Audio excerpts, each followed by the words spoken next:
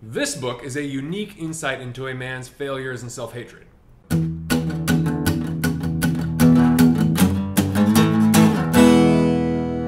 than food, man.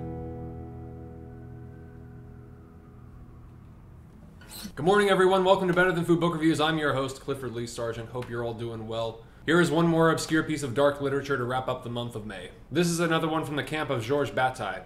In fact, I just noticed in the beginning of the book this morning, while I was writing this review, that it says to Georges Bataille, who is at the origin of this book. So, Georges Bataille, for those of you who are new to the show, is basically, the author I've been fascinated by for years. If you're interested in knowing more about him, please refer back to my review of Story of the Eye. It would be too easy to write off Manhood as a pessimistic confessional from a deluded or ill mind. I don't subscribe to the philosophy of pessimism. I don't. I made a pretty good go at it when I reviewed Thomas Ligotti and a lot of the earlier books, which I still love, Céline, Chiron, or Ciron, whatever. But frankly, I found that if that's all you're reading, if it's unbalanced, it really turns you into a weak, cowardly, repulsive person. Like an addict of sadness and misery, who continues to shirk responsibility for anything but themselves. It's really boring. Not that I haven't tried to shirk responsibility and descended into being a solipsistic asshole. I've been and done both. I'm sure I'll do both again, although, I'm trying not to. I'm saying this for the younger viewers because I don't want to seem like a proponent of nihilism, right? Or antinatalism or postmodernism or whatever. For the record, I am none of those. I never thought I'd have to make a declarative statement divorcing myself from those ideas. Because I, stupidly of course, wasn't aware of the power ideas have spread, communicated through YouTube. I just didn't think it was that important. I discovered that it is. It is important. Very important. So, with power comes responsibility, which I'm taking more of lately. There you go. That being said, I believe you should look into the darkest recesses of the mind, yours and others. You should pit ideas against one another, but have the strength and self-knowledge to realize when you're giving up on life simply because that's just the easy way out, right? It's easy to say that nothing matters, man. It's easy to say that nothing matters, right? It's so easy, it's lazy. Trust me. And it feels like the truth, right? It feels like the truth because it's dark. Because we associate that which is painful with that which is fundamentally real. Because it's impossible to deny pain as real. Therefore, the most painful truth must be the authentic, real one. I think that's bullshit. I think that when taken into consideration, it eliminates such a huge percentage of the human experience, it's a joke. Because we act without thinking in a way that is completely opposed to the position of nihilism. Fundamentally, right? We know pain is both positive and negative. And so is truth. I think it's very easy for ourselves to convince ourselves that we know, that we're certain. But the only thing I'm certain of at this point in my life, yes, it's a cliche, is that I know fuck all. So for you idealistic and impressionable ones out there, who share my fascination with self-eviscerating cynics of 20th century French literature, take it all with a grain of salt and remember to think for yourselves, right? For those of you guys in the know, I'm reading Maps of Meaning by Jordan B. Peterson. A lot of these ideas come from him. I'm really, really interested in it right now, and I'll get to Maps of Meaning as soon as I finish it. It's a long book. It's a long book. So, imagine a book in the vein of Karl Ove Knausgaard's My Struggle, except written in the 1930s by a surrealist poet and anthropologist.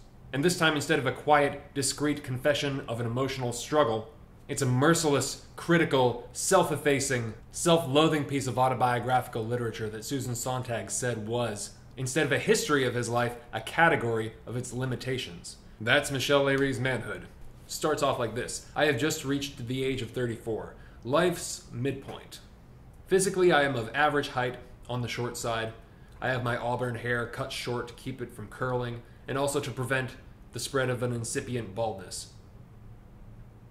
As far as I can judge, the characteristic features of my physiognomy are straight nape, falling vertically from the back of my head like a wall or a cliff, a typical characteristic, according to the astrologists, of persons born under the sign of the bull, a broad, rather bulging forehead with exaggeratedly knotty and projecting temporal veins.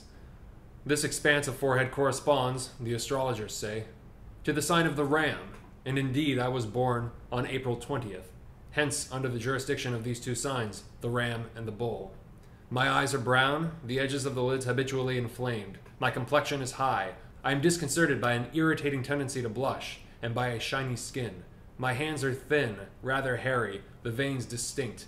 My two middle fingers, curving inward toward the tips, must denote something rather weak or evasive in my character. It's like almost like a pared down version of some early Swans songs. Or like some of that like spoken word by Michael Gerard or Lydia Lunch. It has physical descriptions like that, characterizing this pathetic or weak character, but it really expands afterwards and goes into all different sorts of directions. His ability to turn such a difficult subject into a downright addictive and often educational, insightful, and enlightening piece of literature is, in my opinion, a tremendous achievement. It's easy to balk in the beginning, but it's a shit test. You gotta keep going. I'll admit this is the first time I've gotten a great lesson in classical art in the same essay, which details a tragic genital condition, leading to a seemingly inevitable mental breakdown. Because of this confrontational approach, Leiris creates this engaging portrait, where he's combining classical art obsessions with nights of debauchery with prostitutes, or latent homosexuality, religion, and eroticism, and bullfights, much of the same material that you're going to find Bataille is obsessed with. At present, what strikes me about prostitution is its religious character. The pickup or reception ritual, the sameness of the setting, the methodical undressing, the offering of the present, the rite of the ablutions, and the whore's conventional language, mechanical words whose purpose is so consecrated by usage that it can no longer even be called calculated, and seems to have existed for all eternity. This moves me as much as the nuptial rites in certain folklores, undoubtedly because it contains the same ancestral and primitive element. Little pretentious, maybe, but fascinating nonetheless. Interesting comparisons. It lives in that world, and you can hear the echoes of Bataille, because they're talking, right? They're friends. And he very well may have been, partially the impetus behind this project, though Michel is certainly on his own path, with his own obsessions. Most interesting, perhaps, is his obsession with artistic representations of Judith, from the story in the Bible in the Old Testament who beheaded Holofernes. For those of you who don't know, I didn't actually read the whole story. I'm working my way through the Bible, too. Just all these long books, man. Life is too short. But for those of you who didn't know the whole story, I have it right here. Judith, a Hebrew heroine whose story is told in the book of the Old Testament that bears her name. In substance, it runs as follows. The city of Bethulia, sieged by the army of Holofernes, a general of the Nebuchadnezzar, king of the Neva, is about to capitulate.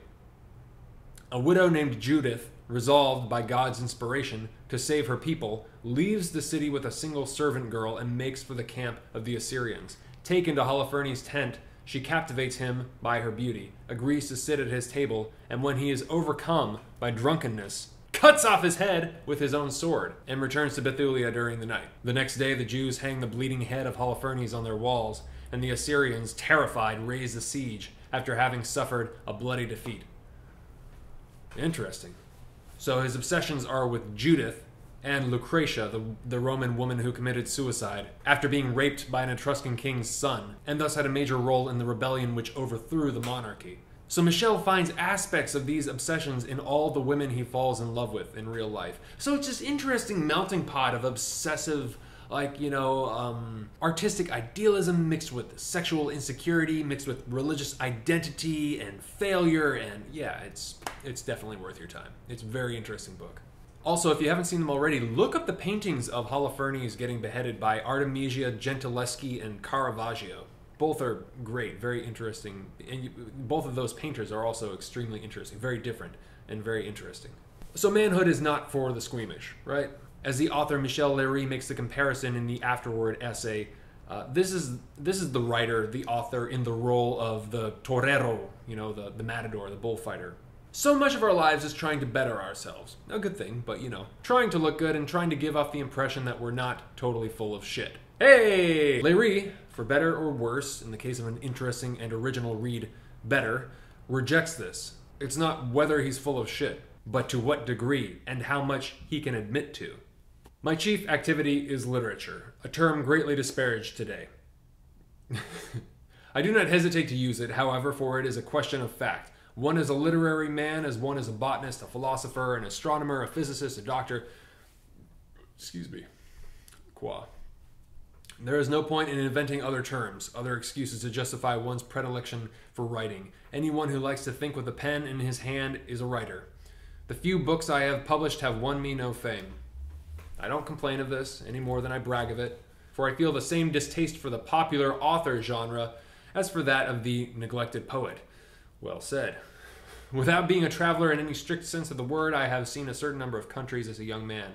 Switzerland, Belgium, Holland, England, later the Rhineland, Egypt, Greece, Italy, and Spain, and quite recently Equatorial Africa. Yet I speak no foreign language fluently, and this fact, along with many others, gives me a sense of inadequacy and isolation. Cheers to that. In the introductory essay, Susan Sontag had this to say regarding Michel Leiris. Instead of a history of his life, Leiris gives us a catalog of its limitations. Manhood begins not with "I was born in," but with a matter-of-fact description of the author's body.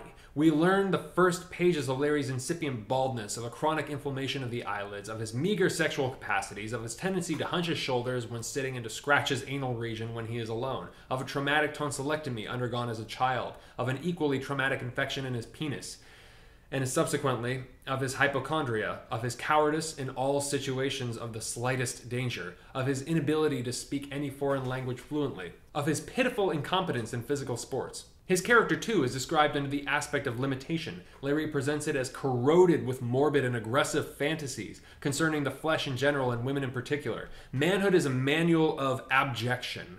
Anecdotes and fantasies and verbal associations and dreams set down in the tones of a man partly anesthetized, curiously fingering his own wounds. This lack of esteem or self-respect for himself is obscene. All the other great confessional works of French letters proceed out of self-love and have the clear purpose of defending and justifying the self. Leiris loathes himself and can neither defend nor justify. Manhood is an exercise in shamelessness, a sequence of self-exposure of a craven, morbid, damaged temperament. It is not, incidentally, in the course of his narration that Leiris reveals what is disgusting about himself. What is disgusting is the topic of his book. One may well ask, who cares? Manhood, she says, undoubtedly has a certain value as a clinical document.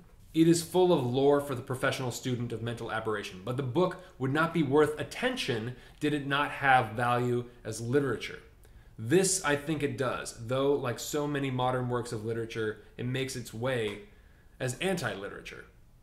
Yeah, totally. But anti-literature only in the same way as maybe, Knausgaard's My Struggle, which has become extremely popular. I mean, that's the mainstream now, basically. So, I mean, this is sort of like, this is probably, it could be argued ahead of its time, significantly. Obviously, there's a repulsive aspect to this character he is or has created, whether in reality or fiction. The self-pitying, weak, insecure, neurotic, hating himself because of said qualities. Yet that's not quite it, and that's basically like, all of us to a degree. Because he's not being sincere with an unconscious agenda of manipulation. Rather, it seems like he's consciously attempting to eliminate the mystery of himself. And that comes back to the idea of Knausgaard's writing as a way to rid yourself of shame, which, for better or worse, is a lot more interesting to read than it morally seems it should be. To take him deadly serious is a mistake, and it's nice to have the essay that follows to accompany, because it was written years after he wrote it, so he has some perspective, and it's also after the war. Though from an empathic point of view, we can easily recognize in this book that which annoys us about ourselves. Easily. Said Jordan B. Peterson, "The Romans built buildings, and the Romans and the buildings are both gone. The Jews wrote a book, and they are still here, and so is the book. So it turns out that words may well last longer than stone, and have more impact than whole empires." Word. The fact that I'm reading about a man's deep insecurities from the 1930s, and not only relating to pieces of it, but finding out new things about myself and others, in spite of his flesh having disintegrated long ago, is really, when you think about it, in no short amount, astounding. And not only is it a journey into being as sincere as possible, in order to communicate with others effectively and cathartically, in it, out of the darkness, with the Sontag essay and the afterword by Leiris, you have an impression of a man fascinated with life. And I'll say it, yes, this strange sense of hope. He wrote the afterword entitled The Autobiographer as Torero after the war. And so I'll end with the last bit. He wrote this in Le Havre after the war, reflecting on the events and looking at the bombed-out landscape. Were I more engaged physically, more active, and thereby more threatened, perhaps I should consider the literary phenomenon more lightly. Perhaps I should be less obsessed by my desire to make literature into an act, a drama by which I insist on incurring positively a risk, as if this risk were the necessary condition for my realization as a whole man, there would nonetheless remain that essential engagement one has the right to demand of the writer, the engagement that derives from the very nature of his art. Not to misuse the language and therefore to make his words, however he is able to set them down on paper, always tell the truth. And on the intellectual or emotional level, he must contribute evidence to the trial of our present system of values and tip the scales, with all the weight by which he is so often burdened toward the liberation of all men, without which none can achieve his own. Better Than Food. So if you're a fan of the Surrealist, if you're a fan of Georges Bataille or any of the transgressive French literature of the 20th century, definitely for you. If you're interested in Knausgaard, of course, and the confessional autobiography, or Susan Sontag, it's right up your alley. I think you'll get a lot out of it. If you are interested in more book recommendations, or film, or music, or podcasts, or life tips, or advice, or travel recommendations, or coffee shops, or anything, you can go and support the show at patreon.com/booksarebetterthanfood. You can get access to my private vlog with all that stuff for just $1 or more if you're feeling particularly generous, and I sincerely appreciate it. All of it helps me spread the word about these great books which help people all over the world. So, thank you. Always remember, life is far too short to read bullshit. Stay strong, stay well read, stay in shape, stay looking sharp. Good to see you. Have a great night. Talk to you soon. Ciao.